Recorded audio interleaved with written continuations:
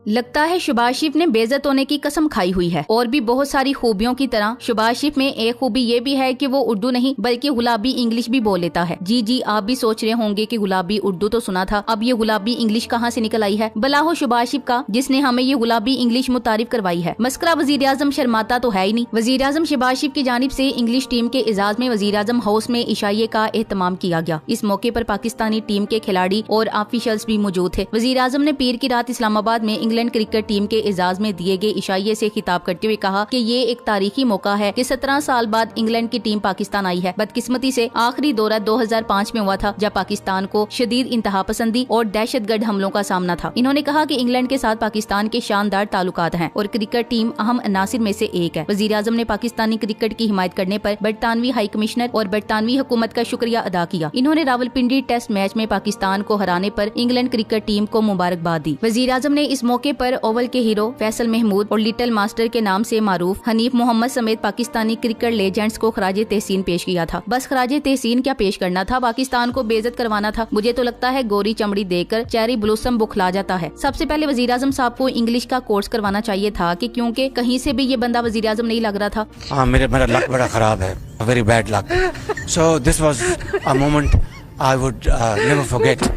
And then in Australia, our cricket skipper Intikhab Alam with who's our fast bowler those days?